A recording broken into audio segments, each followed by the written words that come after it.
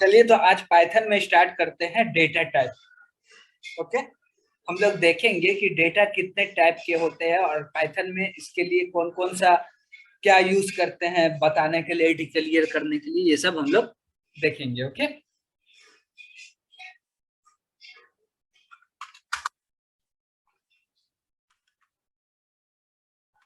Data types. अब Python में लगभग ऐसे तो बहुत सारे होते हैं, लगभग अभी हम लोग थोड़ा सा देखेंगे। अब पहले हम लोग डेटा को बांट देते हैं, कैटेगरीज वाइज कर देते हैं। फॉर एग्जांपल ले लेते हैं, नंबर 1 पे मेरा नंबर हो गया एन।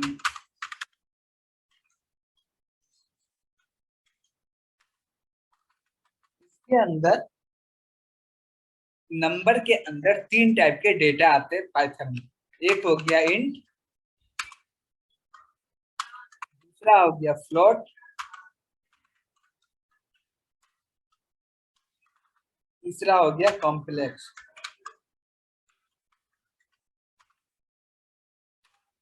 ओके, अब तीनों का एग्जांपल देख लेते हैं। इंट में जैसे मान लीजिए कोई ओनली नंबर हो गया। फ्लोट में क्या, कोई भी रियल नंबर आएगा। कॉम्प्लेक्स में क्या आता है, आप लोग मैथ में पढ़े थे, कॉम्प्लेक्स नंबर क्या होता है, जैसे कि 3+4j, ये हो गया मेरा कॉम्प्लेक्स नंबर। ठीक, अब दूसरा क्या आता है,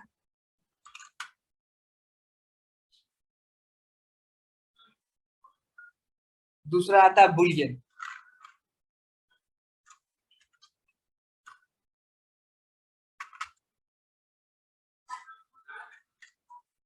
ओके,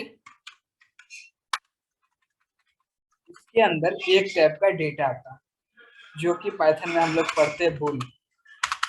इसमें हमेशा ट्रू या फॉल्स के फॉर्म में देखा जाता है, रिजल्ट को रिटर्न किया करता है। ठीक,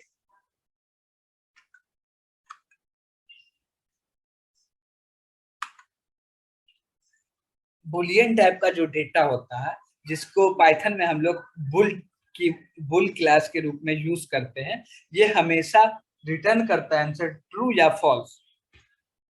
ट्रू या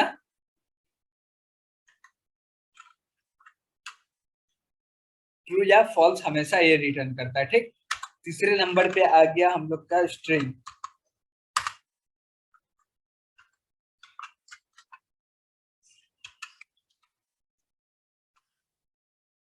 स्ट्रिंग के अंदर str आ जाए, के अंदर डेटा स्ट्रिंग टाइप का असाइन होता है।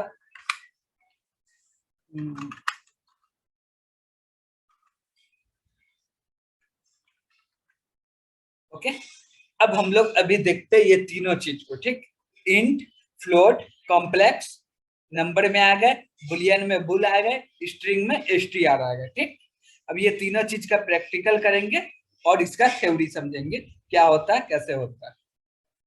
इंट, इंट तो आप लोग सी लैंग्वेज में पढ़ चुके हैं, आपको मालूम होगा। इसके अंदर ओनली नंबर स्टोर होता है। ठीक, जो कि पॉइंट में नहीं होना चाहिए और कोई भी इसमें अल्फाबेट या कैरेक्टर नहीं होना चाहिए। ओके, उसको हम लोग इंटीजर बोलते हैं नॉर्मल लाइफ में, बट पाइथन में इसको इंट बोलते हैं। फ्लोट यानी कि रियल नंबर, रियल नंबर ही को हम लोग टेक्निकली लैंग्वेज में बोलते हैं फ्लोट। कॉम्प्लेक्स मैथ में हम लोग पढ़ चुके हैं, इसको हम लोग लिखते हैं जैसे 3+4j हो गया, या 5+4j, या 5+5j, 5+6j, मतलब कुछ भी फॉर एग्जाम्पल ले लिए, ऐसे लिखते हैं। बुलियन बुल यानी कि ट्रू या फॉल्स किसी भी रिजल्ट। और एक चीज कि ये मतलब बुलियन का रिजल्ट जो आएगा, ट्रू आएगा तो हमेशा टी कैपिटल होगा, और फॉल्स आएगा तो हमेशा एफ फॉल्स होगा, पहला लेटर कैपिटल होगा। ओके, ये चीज का ध्यान दीजिएगा।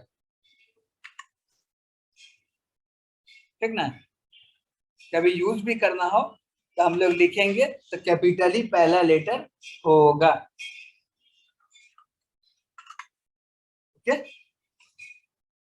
हाँ, और स्ट्रिंग, स्ट्रिंग तो हम लोग जानते ही हैं, किसी भी सिटी या किसी भी चीज का नाम एक से अधिक कैरेक्टर हो तो उसको हम लोग स्ट्रिंग बोलते हैं, ठीक। और इसके अंदर डेटा टाइप के अंदर पाइथन में डबल नहीं होता है और न केयर होता है, ये दो चीज नहीं होता, ये दो चीज सी लैंग्वेज में होते हैं, तो आप लोग को मालूम होगा, इसलिए बता दिया गया है। पाइथन में न डबल होता है न कैरेक्टर केयर होता है, ओके।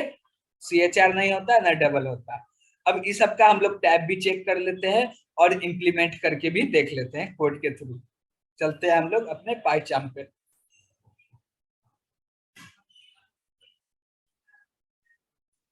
चलिए, अब जैसे देखिए, अब हम लोग एक डेटा मतलब एक्स वेरिएबल बनाए, इसके अंदर 10 लिखे, ठीक। और इसको हम लोग प्रिंट करा रहे हैं एक्स। अभी क्या प्रिंट कर रहा है? एक्स का वैल्यू 10, ओके। अब क्या कर रहे हैं, 10 तो प्रिंट करा दिए, अब इसका हम लोग प्रिंट करा रहे टाइप।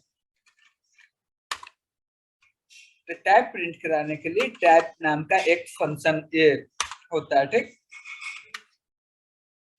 इसके अंदर हम लोग एक्स को पास करेंगे, अब ये इसका टैब भी प्रिंट करा देगा।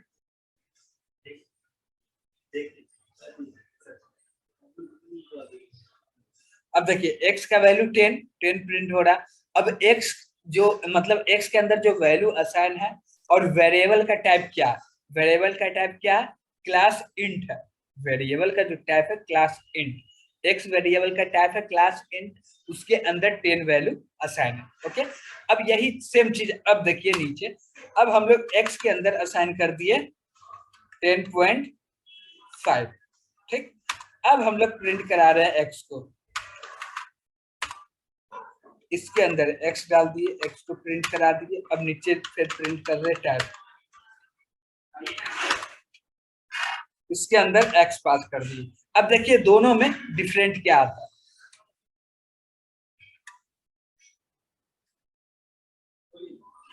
यहां देखिए पहले एक्स का वैल्यू क्या है? 10 है, 10 प्रिंट कर दिए, लेकिन क्लास का क्या टाइप है? इंट टाइप है। बट दूसरी बार एक्स का वैल्यू क्या है? 10.5, बट क्लास का टाइप क्या है? फ्लोट। तो हम लोग ये भी पिछले क्लास में, प्रीवियस क्लास में देखे थे कि जब डायनेमिक वेरिएबल बनता है पाइथन में, ओके। और हम लोग सी लैंग्वेज में स्टैटिक वेरिएबल पढ़े थे और स्टैटिक वेरिएबल का यूज किए थे, बनाए थे। और डायनेमिक वेरिएबल सी लैंग्वेज में माइलॉक और कैलॉक की मदद से बनता है, तो वो सब देखे थे।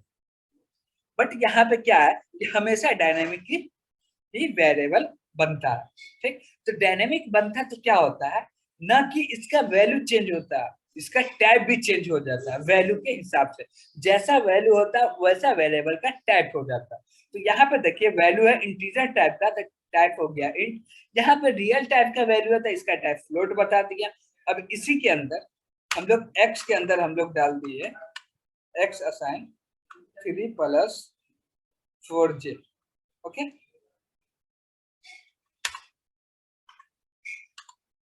अब हम लोग प्रिंट करा रहे हैं एक्स को, फिर इसका प्रिंट कर रहे हैं टाइप,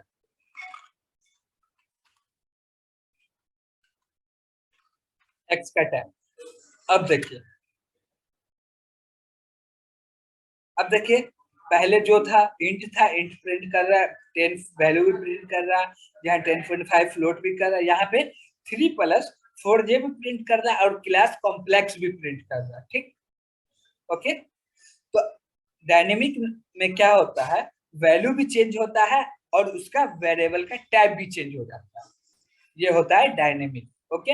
और स्टैटिक में ओनली वैल्यू चेंज होता है, वैल्यू का वेरिएबल का टाइप चेंज नहीं होता, ओनली वेरिएबल का वैल्यू चेंज होता है, ठीक। Got it?